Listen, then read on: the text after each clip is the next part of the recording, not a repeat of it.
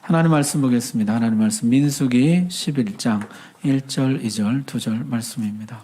1절은 제가 봉독해드리고 2절은 한 목소리로 봉독하겠습니다.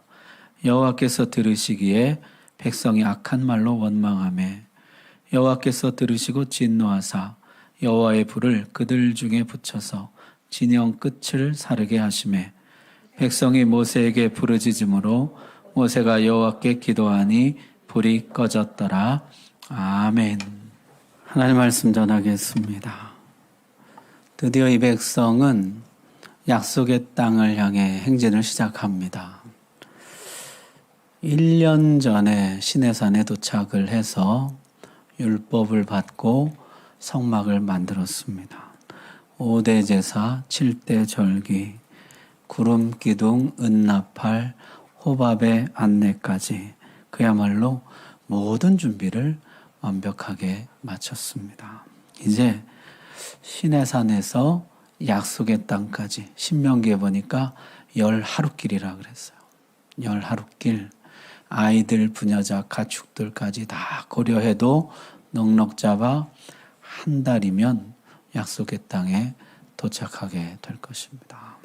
부푼 가슴을 안고 힘차게 출발했습니다. 한 달 동안 애굽에서 건져주신 하나님을 찬송하면서 약속의 땅에서 펼쳐질 새로운 삶들을 기대하면서 서로가 서로를 격려하고 축복하면서 그렇게 나아갔을까요? 너무나 충격적이게도 이들은 출발하자마자 불평을 시작해서 약속의 땅을 정탐하고 돌아오는 순간까지 불평을 계속해서 이어갑니다. 한 달 내내 불평과 원망으로 얼룩진 참으로 우울한 행진을 이어갑니다. 출발하자마자 오늘 11장 1절에 이렇게 말씀합니다. 여러분 11장 1절 다시 한번 보십시오. 여호와께서 들으시기에 백성이 악한 말로 원망하매. 출발한 지 불과 3일 되었습니다.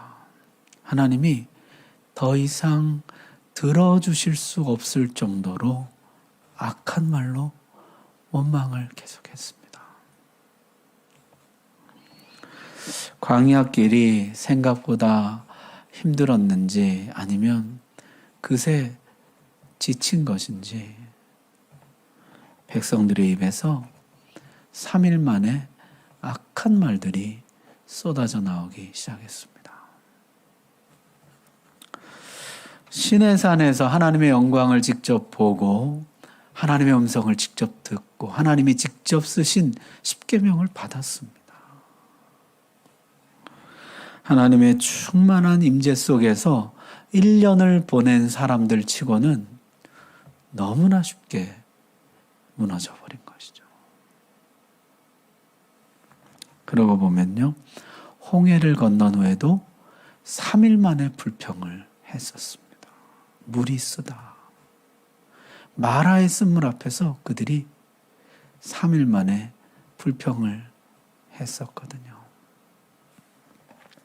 시내산의 영광, 홍해의 기적. 우리 생각에는 그 정도면요, 은혜가 평생 갈 것 같잖아요. 그 영광을 봤으면은, 바다 위로 난 길을 걸었으면은, 그 소리를 직접 들었으면은, 그게 평생 갈 것 같잖아요. 근데 불과 3일을 못 가다라는 것이에요. 여러분, 아무리 큰 영광, 아무리 큰 은혜를 맛보아도 죄악된 인간은 그 은혜를 오래 간직하지 못합니다. 금방 다 소진돼요. 다 빠져나가요. 그리고는 이내 다시 불평이 나옵니다. 다시 원망이 튀어나와요. 또 한 가지 이들의 3일 만에 불평을 보면서 느끼는 것은요, 광야길이 그렇게 만만치가 않구나 하는 것입니다. 광야길 그거 한 달이면 되는데 죽어라 찬송하면서 가면 되지. 근데 그렇게 세상이 만만치가 않다라는 것이에요. 장렬하는 태양, 앞을 가리고 불어오는 모래바람, 살을 애는 추위, 죽음의 공포를 가져다주는 전갈과 온갖 들짐승들, 양식도 없고 물도 없고 그저 하늘만 쳐다보고 아무 대책 없이 가야 되는 현실. 그게 그렇게 만만하지가 않다라는 것입니다. 여러분, 내가 은혜 좀 받으면 그 은혜 평생 갈 것 같죠. 내가 은혜 조금 받으면 내년 한 해는 그냥 감사로 충만하고 열심히 주를 섬기고 그럴 것 같죠. 천만에요. 은혜의 유효기간이 우리 죄악된 인간 속에 들어오면 생각보다 짧아집니다. 홍해를 건너도요 3일이면 불평이 나와요. 신의 산을 경험하고도 3일 지나니까 원망이 쏟아져 나오는 것이에요. 그게 타락한 우리의 실상이죠. 하나님이 이들의 불평에 대해서 징계하십니다. 심판의 불을 내리시죠. 그런데요, 이 참 하나님이 이 백성을 사랑한다고 느껴지는 게 불을 내리는데 어디다 내리십니까? 진영 끝에다 내리셨다는 것이에요. 한가운데 내렸으면 다 불타 없어졌을 것이에요. 그런데 하나님이 끄트머리에 내리셨다. 끝을 조금 사르십니다. 경고하시는 것이죠. 어허 이놈들 하고 한번 경고를 주시는 것입니다.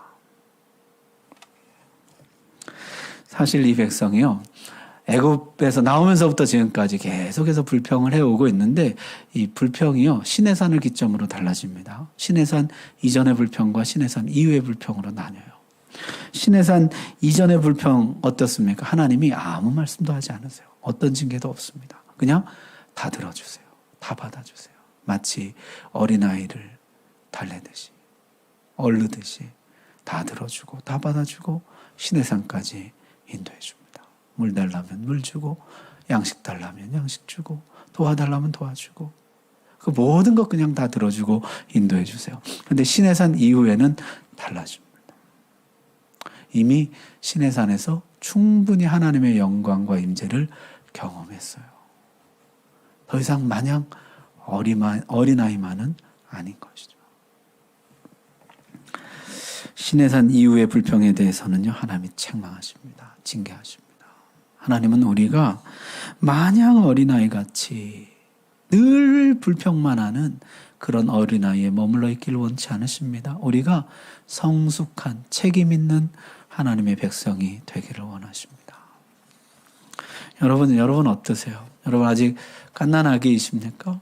그러면 실컷 불평하세요. 아직은 하나님께 묻기도 하고 따지기도 하고 대들기도 하고 하나님 다 받아주실 것입니다. 그러나 여러분 시내산을 이미 지나셨다면 이미 영광과 은혜를 맛보셨다면 여러분 이제는 좀 자라나셔야 됩니다. 내가 아직도 불평을 입에 달고 사는 것에 대해서 심각하게 생각하셔야 돼요. 하나님 왜 나는 잘하지를 못합니까? 하나님 나는 왜 성숙하지를 못합니까? 나는 왜 이 불평을 끊어버리지를 못합니까? 하나님 저 좀 도와주십시오. 성숙한 그리스도의 백성이 되게 해주시고 하나님의 사람이 되게 해주옵소서. 자, 그리고 두 번째 불평이 나오는데요. 두 번째 불평은요, 고기 먹고 싶다는 것이었습니다. 지금은 뭘 먹고 있습니까? 만나 먹고 있죠. 하늘에서 만나가 날마다 내려서 그걸 먹고 있습니다. 성경에 만나를 묘사한 것을 보니까요, 이게 진주알같이 생긴 요만한 것이죠. 진주알같이 요만한데 백성들이 이것을 걷어다가 보니까 어떻게 해요? 맷돌에 갈기도 하고 절구에 찍기도 하고 가마에 삶기도 했다는 것이요. 그러니까 딱딱한 한 요만한 곡식알갱이 같이 생긴 그런 것이었던 모양이죠. 처음에는요 그게 너무나 놀랍고 신기하고 좋았습니다. 그렇게 맛이 있었어요. 그런데 한 1년 먹고 나니까요 슬슬 딴 생각이 나더라는 것이에요. 어디선가 불평이 터져 나왔습니다. 고기 먹고 싶다. 애굽에서는 생선과 오이와 참외와 부추와 파와 마늘들을 먹었거늘 여기에는 이것밖에 없도다. 하나님 우리에게 만나밖에는 주지 않는다. 그렇게 불평이 시작되었습니다. 그랬더니요, 백성들이 다 듣고 무슨 소리 하냐고, 우리가 애굽에서 얼마나 고생을 했느냐, 애굽의 성들을 쌓느라고 밤낮으로 노예 노동을 하지 않았느냐, 바로가 우리 자식들을 다 죽이고 씨를 말리려고 아들을 낳으면 강물에 너희 손으로 던져라 하지 않았느냐. 거기에서 하나님이 우리를 건져내 주시고 우리를 지금 약속의 땅으로 인도해 가고 계시는 중이 아니냐. 광야는 지금 지나가는 길 아니냐. 이게 최종 목적지가 아니고 우리의 최종 목적지는 약속의 땅 가나안 땅이고 우리는 지금 잠시 지나가는 중 아니냐. 우리 조금만 더 참자. 젖과 꿀이 흐르는 땅이라 하셨는데 젖이 흐른다는 것은 목축이 잘 된다는 것이요. 꿀이 흐른다는 것은 농사가 잘 된다는 뜻이라. 애굽과는 비교할 수 없이 풍요로운 열매, 풍요로운 삶이 우리를 기다리고 있다. 이제 얼마 안 남았다. 우리 조금만 더 참자. 그렇게 했더라면은 얼마나 좋았을까요? 안타깝게도 이 백성들은 모두가 함께 하나님을 원망하고 분노와 슬픔을 표출합니다. 오늘 10절 말씀 한번 보십시오. 백성의 온 종족들이 각기 자기 장막문에서 우는 것을 모세가 들으니라. 원망과 분노의 울음이 집집마다 터져나왔다는 것이에요. 모세가 그것을 들었다. 여러분, 집 밖에까지 들리도록 울어보신 적이 있으세요? 그것도 하나님이 원망스러워서. 하나님이 원망스러워서 이 백성들이 다 집에서 소리내어 오는데 그게 바깥에까지 다 들렸다는 것이에요. 눈물 젖은 빵을 먹어보지 않은 사람과 인생을 논하지 마라. 그런 말 하잖아요. 저는 오늘 눈물 젖은 만나를 먹어보지 않은 사람과는 신앙을 논하지 마라. 그렇게 말씀드리고 싶습니다. 광야길을 가는데요. 누구에게나 이런 순간이 찾아옵니다. 하나님이 너무나 원망스럽게 느껴지는 것이에요. 하나님을 향한 원망과 분노가 막 솟구쳐 오르는 것이에요. 한번 이런 마음이 들면요, 하나님 주는 것은 전부 하찮게 느껴집니다. 만나, 이 박한 식물을 우리가 싫어하노라. 하나님 주신 만나를 향해서 이 박한 식물이라고, 이 하찮은 음식이라고. 반면에 애굽의 것들은요, 그렇게 소중하고 아깝고 귀하게만 느껴져요. 애굽의 생선, 오이, 참외, 부추, 파, 나물 하나하나가 그렇게 좋아 보이고 그렇게 그립고 사무치게 아깝고 아쉬운 것이에요. 하나님이 준다는 거, 천국, 그거 가봐야 하는 것이고, 하나님이 준다는 은혜, 그거 누구나 받는 것이고, 하나님이 준다는 것은 전부 다 그렇게 하찮게만 느껴지는 것이에요. 그리고 내가 예수 믿느라고 잃어버린 것들, 내 시간, 내 물질, 내 건강, 내 출세, 내 쾌락, 이런 것들은 하나하나가 그렇게 아깝고 소중하고 귀하고 아쉽고 그런 것이에요. 그래서 울면서 하나님을 원망하는 것입니다.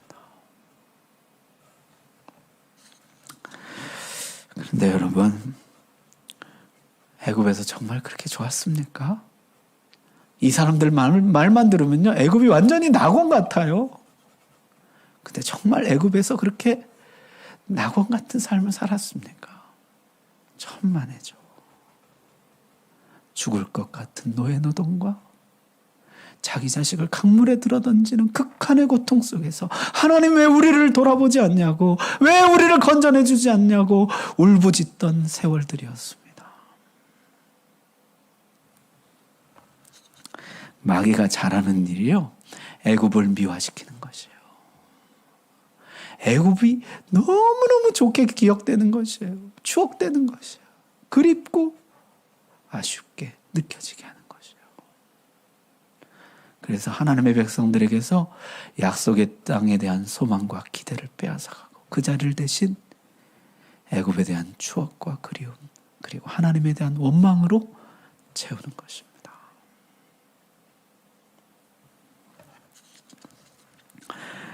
여러분, 죄 짓던 시절이 정말 그렇게 좋았습니까? 한번 주님 앞에서 눈을 뜨고 바라보십시오. 애굽의 삶이 그렇게 행복했습니까? 아니잖아요. 날마다 죄로 인해 고통하고 그 벗어날 수 없는 죄의 올무 가운데 울부짖던 시간들 아니었어요. 죄의 열매들을 먹으면서 고통받던 시절들은 아니었어요. 마귀가 이걸 자꾸 미화해서 추억하게 하는 것이에요. 여러분, 오늘 우리 하나님 앞에 좀 분명히 하십시다. 여러분, 하나님이 주시는 게 좋은 겁니까? 바로가 주는 게 좋은 겁니까? 역시 우리 성가대가. 여러분, 정말 하나님 주시는 게 좋은 겁니까? 여러분, 애굽이 낙원이에요? 약속의 땅이 낙원이에요? 약속의 땅이 낙원인 줄로 믿습니다. 우리 혹시 오늘 눈물 젖은 만나를 드시면서 애굽을 그리워하고 하나님이 그렇게 원망스럽게만 느껴지는 분이 오늘 예배 가운데 계시다면은 오늘 영적인 눈을 열어서 실상을 바로 보고 오늘 믿음을 회복하시는 은혜가 있길 바랍니다. 자, 백성들의 울음소리를 듣고요, 모세가 하나님께 울부짖습니다. 하나님, 더 이상 못하겠습니다. 저는 저들을 잘 이끌지도 못하고 다스리지도 못하고 저들의 문제를 해결해 주지도 못합니다. 그러면서 모세가요, 짐이라는 표현을 씁니다. 하나님, 이 짐이 내게 너무나 무겁습니다. 여러분, 짐이 무겁다고 느끼실 때가 있으시죠? 짐 중에 가장 무거운 짐이 어떤 짐입니까? 사람 짐입니다. 이 짐은요, 말을 해요. 주로 감사의 말을 할까요? 불평의 말을 할까요? 우리 부모님들 자녀들이 주로 감사의 말을 합니까? 불평의 말을 합니까? 우리 선생님들, 학생들이 주로 감사를 많이 합니까? 불평을 많이 합니까? 우리 사장님들, 직원들이 주로 불평을 많이 합니까? 감사를 많이 합니까? 사람에게는요, 불평하는 본능이 있어요.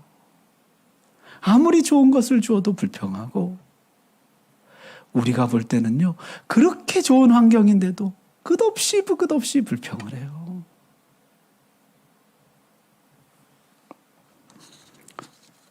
아까 고기 먹고 싶다, 이 백성이 그렇게 불평했는데요, 사실 식욕이라는 것이 인간의 원초적인 본능이잖아요. 근데 오늘 성경에 식욕을 앞서는 본능이 하나 나옵니다. 그게 불평 본능이에요. 어떤 상황에서도 불평이 자동적으로 튀어나와요. 모든 일, 모든 상황 속에서 불평이 나도 모르게 그냥 막 쏟아져 나오는 것이면 이게 다 너 때문이야. 이게 다 하나님 때문이야.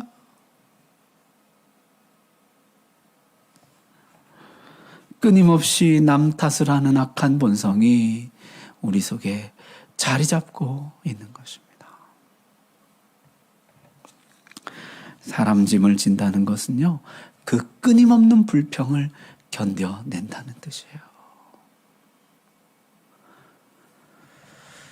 그 불평을 견디고 그를 끝내 밀어내지 않고 품고 사랑한다는 뜻입니다.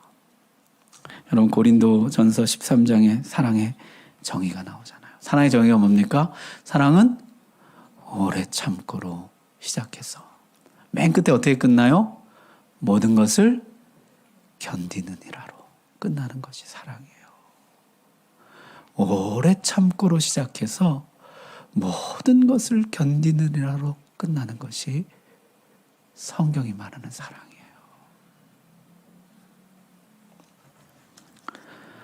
이 백성들은 지금 너 때문에 우리가 이 고생을 한다고, 너 때문에 우리가 고기도 못 먹는다고 하는데 나는 정작 저들을 먹일 능력이 없는 것이에요. 이 사랑과 무능함 사이에서 이 고뇌하는 지도자의 모습인 것이죠. 더는 못하겠습니다. 하나님 저를 죽여주십시오. 오늘 그냥 끝내주십시오. 하나님 두 가지로 응답해 주시죠. 첫 번째는 고기를 주십니다. 모세는 못하지만 하나님은 능히 하시죠. 오늘 성경에 보니까요, 하루나 이틀이나 닷새나 열흘이나 20날만 아니라 한 달 동안 내가 너에게 고기를 줘 먹게 하리라. 여러분 아까 남은 길이 얼마 남았다 그랬어요? 한 달 남았거든요. 남은 모든 시간 내가 얼마든지 너희들에게 고기를 줄 수 있다. 하나님 그게 가능하겠습니까? 모세가 묻죠. 여호와의 손이 짧아졌느냐? 애굽에서 10가지 재앙을 내리던 그 손이 짧아졌느냐? 홍해를 가르던 그 손이 작아졌느냐? 매일매일 만나를 내려서 이 백성을 먹이는 내 손이 없어졌느냐? 하나님이요, 바람을 불어서 메추라기 떼를 몰아오십니다. 지금도 아프리카와 유럽을 오가는 철새 중에 메추라기가 있다 그래요. 메추라기 떼가 진영사방에 덮이게 되는데요. 성경에 보니까 진영사방으로 하루길 되는 거리에 덮였다는 것이에요. 당시 하루길이 24km 정도 됐다. 약 동서남북 사방으로 24km 하면 이게 몇 평방미터예요? 2,500인가요? 25,000인가요? 제곱평방미터에, 제곱킬로미터에 메추라기가 쌓이게 되는 것입니다.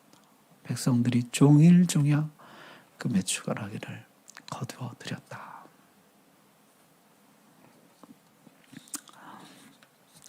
그리고 두 번째 응답은 동역자를 주시는 것이죠. 이스라엘의 70장로들에게 성령을 부어 주십니다. 우리 천부장, 백부장은 군사적인 지도자들이라면은 여기에 이 70장로들은 이제 영적인 지도자들이죠. 모세와 함께 이 백성을 약속의 땅까지 이끌어가는 지도자 그룹이 됩니다. 엘리야에게 무릎 꿇지 않은 7천을 주셨던 하나님은 모세에게 성령 충만한 70명의 동역자를 주십니다. 여러분, 지금 원망하는 모습만 보고 너무 실망하지 마십시오. 그들에게도 하나님이 성령을 부어주시면 귀중한 동역자가 될 줄로 믿습니다. 하나님 능히 그렇게 하실 수 있다는 것이에요. 자, 그리고 세 번째 불평 사건은요, 훨씬 더 충격적입니다. 전혀 예기치 못한 곳에서 불평이 터져나왔어요. 미리암과 아론이 불평하기 시작했습니다. 여러분, 미리암과 아론이 누구입니까? 미리암은요, 여선지자로 지금 모든 이스라엘 여성들을 이끌고 있는 지도자예요. 아론은 또 누구입니까? 대제사장으로 모든 제사를 주관하는 제사장이에요. 게다가 개인적으로는 미리암은 모세의 누나이고 아론은 모세의 형입니다. 이들은 출애굽의 삼총사로 지금까지 힘을 합쳐서 이 백성을 여기까지 이끌어왔습니다. 모세가 하나님의 말씀을 들으면 아론이 그 말씀을 백성들에게 전달하고 미리암이 백성들을 다독여서 그 말씀대로 따라가도록 하는 것이죠. 미가서에 보니까요, 하나님이 이 세 사람 내가 준비했었다. 내가 너희 앞에 보냈다. 이렇게 말씀합니다. 미가서 6장 4절 말씀 보세요. 내가 너를 애굽 땅에서 인도해내어 종로로 타는 집에서 속량하였고 모세와 아론과 미리암을 내 앞에 보냈느니라. 하나님이 이 출애굽을 위해서 준비하시고 미리 보내준 사람들, 출애굽 역사의 최선두에 서서 함께 힘을 합치며 이 역사를 섬겨왔던 동역자들, 모세가 가장 의지하고 신뢰하고 사랑하는 사람들, 그들로부터 비난과 원망을 듣게 됩니다. 하나님이 너하고만 말씀하셨느냐? 우리와도 말씀하지 않으셨느냐? 모세 아내가 이방인이라는 것이 사건의 빌미가 됐지만요, 사실 그것은 빌미였을 뿐 진짜 원망의 핵심은 모세의 특별한 지위였습니다. 너만 하나님의 사람이냐? 왜 너만 특별한 지위를 누리는 것이죠? 같이 고생하고 같이 사역하고 같이 섬겼는데 왜 너만 지도자 행세를 하고 지도자 대접을 받느냐 하는 것입니다. 모세는요, 아마 절망을 느꼈을 것 같아요. 우리 앞에서 봤지만 모세는 어땠습니까? 모세는 사실 지도자의 무거운 짐을 느끼고 있습니다. 하나님, 오늘이라도 저를 죽여주십시오. 밖에서 볼 때는요, 지도자의 영광만 누리는 것 같지만, 그러나 그 속에 가보면요, 지도자의 무거운 짐을 홀로 지고 가는 것이에요. 누구보다 모세를 이해하고 응원하고 지지해 줄 것 같은 사람들에게 이런 비난과 원망을 받는다는 것은 참으로 힘들고 고통스러운 일이었을 것입니다.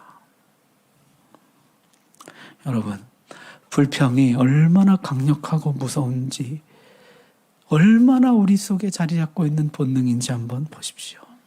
고기 먹고 싶다고 할 때는 이 이스라엘 중에 섞여 사는 저 이방 잡족이 불평을 시작했습니다. 그리고 그 불평이 백성들에게로 전염되어 옮겨왔죠. 온 백성들이 불평을 하기 시작했습니다. 그리고 이제 그 불평이 모세의 가장 가까이, 최측근, 가장 사랑하는 사람들 미리암과 아론에까지 옮겨오게 되는 것을 보십시오. 여러분, 지금도 사실 마찬가지죠. 여러분에게 가장 불평 많이 하는 사람 누구입니까? 어디 저기 먼데 비평 전문가입니까? 가족이거든요. 가장 사랑하는 가족. 가장 가까이 있는 가족. 여러분, 우리 부모님들이 평생에 가장 많은 원망과 비평, 불평을 누구에게 들을까요? 자식들에게 듣는 것이거든요.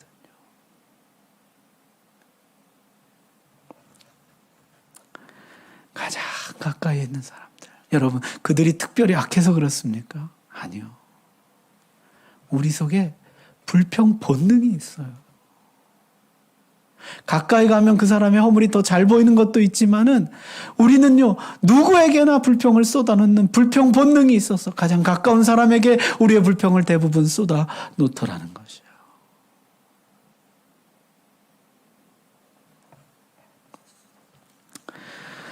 모세가 자기 방어를 하지 않습니다. 할 말이 있을 터인데 잠잠합니다. 그런 모세를 가리켜 성경은요, 모세는 온유함이 지면의 모든 사람보다 더하더라 말씀합니다. 여기서 말하는 이 온유함이라 번역했지만 겸손함이에요. 스스로를 대단한 존재로 여기지 않음, 연약하고 착취당함, 하나님을 찾는 자세, 이런 것을 가리키는 말이에요. 하나님 앞에서 스스로를 대단한 존재로 여기지 않고 대적하지 않고 그저 당하면서 하나님을 찾았다는 것이에요. 그 방면에 있어서는 모세가 모든 사람보다 가장 뛰어났다. 하나님이 너희 세 사람 내 앞으로 나오라 하십니다. 그리고 미리암에게 문둥병이 발병합니다. 아론이 회개하고 모세가 기도하죠. 그리고 미리암이 고침을 받습니다. 욥이 기도로 자기를 공격하던 친구들과 다시 화해를 했던 것처럼 모세도 자기를 비방하던 미리암과 기도로 다시 화해합니다.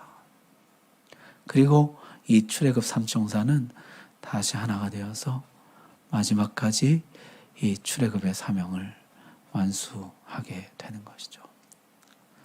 자, 이들의 마지막 이야기가 민수기 20장에 가면 기록되어 있어요.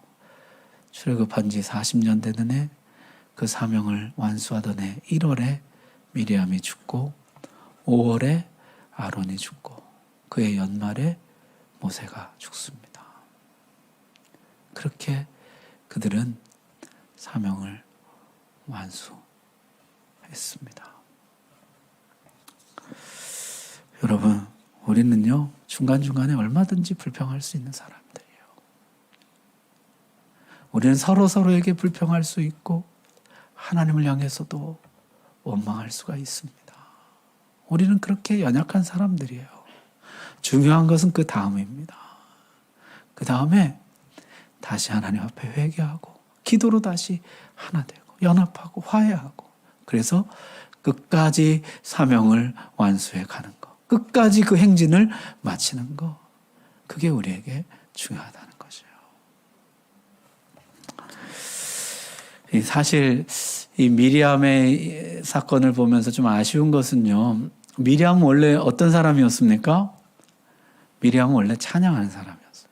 홍해를 건너자마자 소고치고 춤추면서 모든 이스라엘 여성들을 앞장서서 하나님을 찬양했던 사람이 누굽니까?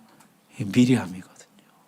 온 백성들로 하여금 하나님을 찬송하게 했던 찬양하는 여선지자 미리암. 그가 찬양을 잃어버리니까요, 그 자리에 불평이 대신 자리 잡더라는 것이에요. 여러분, 우리 모두에게는 불평 본능이 있습니다. 그런데 성경에 보면요, 이 본능을 이긴 사람들이 나와요. 여러분, 욥을 한번 보십시오. 욥은 불평하고도 남을 만한 상황을 반복해서 겪습니다. 그런데 이 사람이 입을 열지 않는 것이에요. 그러다가 마침내 입을 열었는데 뭐라 그럽니까? 주신 자도 여호와시오, 취하신 자도 여호와시니 여호와 이름이 찬송을 받을지니라. 찬송을 하는 것이에요. 여러분, 다윗은 또 어떻습니까? 사울 왕에게 억울하게 쫓겨다니잖아요. 근데 그때 하나님을 찬송합니다. 그때 지은 노래가 우리 시편에 들어와 있어요. 심지어 아들 압살롬에게 쫓겨나서 왕궁에서 도망치게 됩니다. 그때 부른 노래가 아직도 우리에게 남아 있습니다. 블레셋에 들어갔을 때 살기 위해서 그 앞에서 침을 흘리며 광인인 채 하다가, 그리고 나왔을 때 그가 부른 노래가 아직도 있어요. 이런 생각이 들어요. 그런 짓까지 하면요, 자존심이 다 무너질 것 같아요. 자아가 무너질 것 같아요. 인격이 다 무너질 것 같아요. 그런데 그 순간에 다윗이 부른 노래가 아직도 있어요. 내 영혼 주 찬양하며. 여러분, 믿음의 선배들이 가르쳐주는 불평 본능을 이기는 길은요, 찬송입니다. 하나님을 찬송하는 것. 모든 상황 속에서 하나님을 찬송하는 것. 전혀 모르는 사람이 던진 불평 한마디가 내 삶을 흔들어 놓고 내 삶에 전염되어 오는 것으로부터 시작해서 내 가장 가까운 사람, 내가 가장 사랑하는 사람들에 대한 불평에 이르기까지, 그리고 하나님을 향한 원망에 이르기까지, 이 모든 불평과 원망을 이기는 최고의 길은 찬송하는 것입니다. 여러분, 금년도 우리 교회 표가 뭡니까? 코로나 때문에 잘 모이도 못하고 우리 계획대로 다 못했지만 우리 표 뭐죠? 한번 해봅시다. 찬양 왕의 대로. 찬양할 때 불평의 문이 막히고 왕의 대로, 시온의 대로, 은혜의 대로가 활짝 열리는 줄로 믿습니다. 하나님 찬송하는 것, 그것이 불평을 이기는 길이라는 것이요. 오늘 우리 찬양팀도 찬양을 했고 성가대도 찬양을 했는데요, 송축해 내 영혼, 그 찬송 우리 같이 한번 드리기 원해요. 그 찬송 원래 제목이 10,000가지 이유예요. 10,000 reason이에요. 내가 무슨 일을 만나도 하나님을 찬송하는데, 왜냐하면 나에게는 찬송할 10,000가지 이유가 있기 때문이다. 그런 내용의 찬양이에요. 1절에 보면 참 기가 막힌 것이요. 해가 뜨는 아침 밝았네. 이제 다시 주님 찬양. 무슨 일이나 어떤 일이 오늘 하루 내게 놓일지라도 저녁이 되면 뭐 한다고요? 나는 찬양해요. 송축해 내 영혼, 내 영혼아 거룩하시니라. 그 다음에 저는 이 가사가 참 제일 좋아요. 이전에 없었던 노래로 나 주님을 경배. 이전에는 이런 상황이 되면 어떻게 했습니까? 불평했어요. 이전에는 이런 상황이 되면 원망했어요. 근데 지금은 어때요? 이전에 없었던 노래로 내 하나님을 찬송하고 경배한다는 것이요. 오늘 찬송 드릴 때 이전에 없었던 찬송이 우리 가운데 임하게 될 줄로 믿습니다. 우리 한번 찬송 드리겠습니다.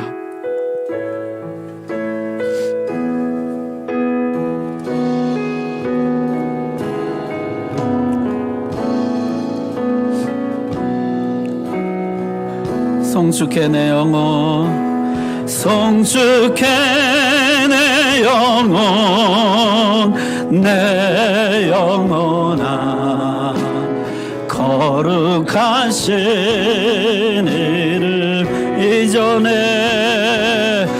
이전에 없었던 노래로 나 주님을 경배. 성숙해 내 영혼, 성숙해 내 영혼, 내 영혼아, 거룩하신 이를 아멘. 이전에 없었던 노래로 나 주님을 우리 다시 한번 성축해 내 영혼, 성축해 내 영혼, 내 영혼아, 거룩하신 이름. 이전에 없었던 노래로 나 주님을 경배. 성축해 내 영혼, 내 영혼아, 거룩하신 이름. 이전에 없었던 노래로 나 주님을 경배. 아멘. 우리 기도합시다.